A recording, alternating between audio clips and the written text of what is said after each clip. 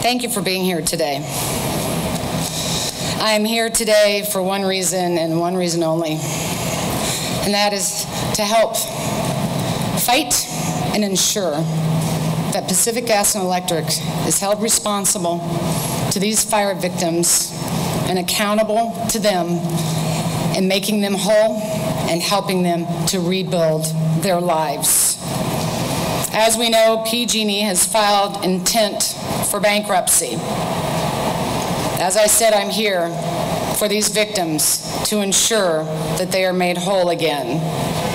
I'm here today to ask our governor and our legislator to keep Pacific Gas and Electric accountable to these victims.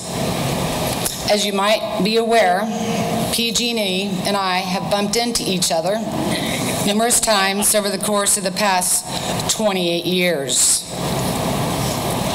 We should all be beyond frustrated. Every one of us should be good and mad. And it is time for the state to get to work. They need to show us their true leadership in holding this company accountable and making these communities whole again. The state granted PG&E the right to a monopoly. This is all the more reason that this state and our governor must have a say about how this company moves forward, how this company is managed. It's very unfortunate. In the past, the state has lacked in its oversight in many of PG&E's disasters. Today, they must be present and not just be a person sitting at the table. Be the head of the table and take control of this runaway monopoly. I am mad. I think we should all be mad, and our state leaders should be mad. And it's going to be up to them to help this process along and hold them accountable. In keeping with PG&E's pattern of practice, which has been deplorable, after the 2017 Northern California fires, PG&E sought a bill to avoid accountability for the 2017 fires by asking the then governor and the legislator to limit their ability of being sued. When we saw that bill, we pushed back and we fought hard to make sure that that didn't happen. We stood together and our voices were heard.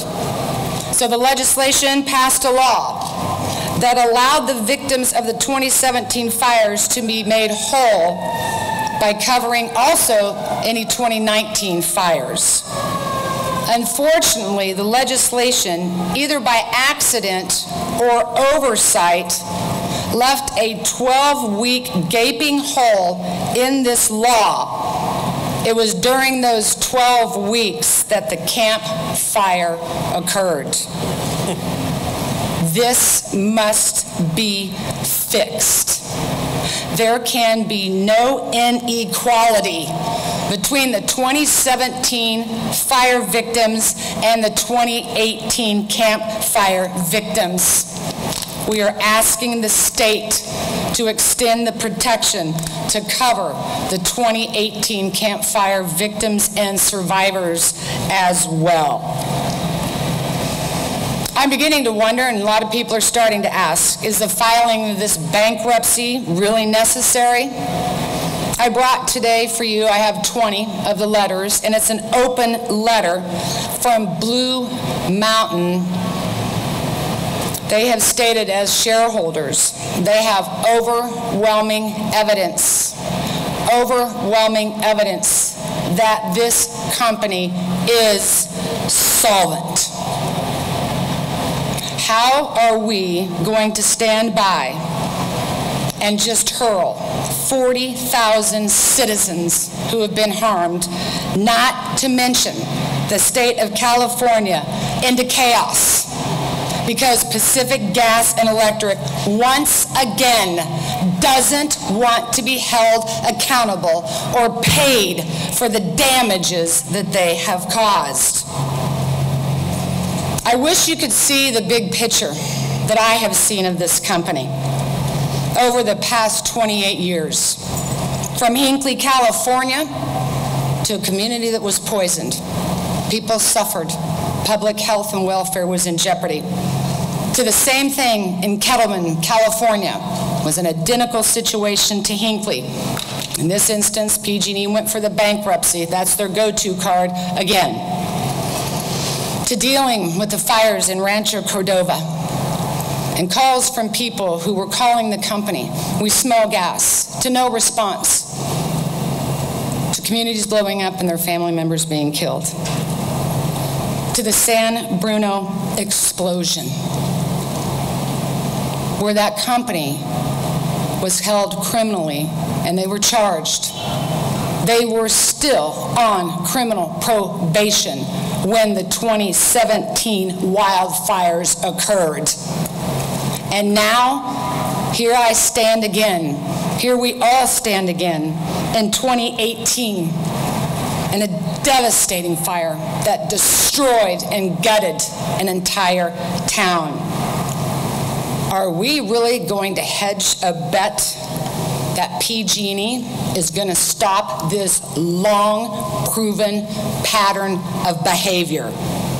Or does the time happen when the state of California steps up and takes control of the runaway train?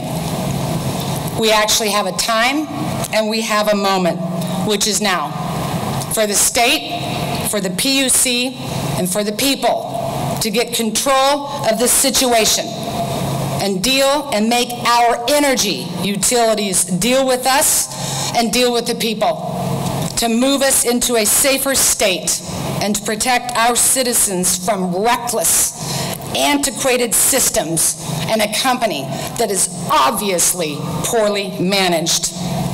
Let us not forget that 130 innocent people perished in these fires. I have met with these people, and they are truly suffering greatly. I've heard from them, and there is no good reason why these good people should not have the assistance of our legislation, of our governor, and of this company to help them be made whole and to rebuild their lives and recover. It is time for us to intervene to ensure that for them and for the state of California. Thank you very much.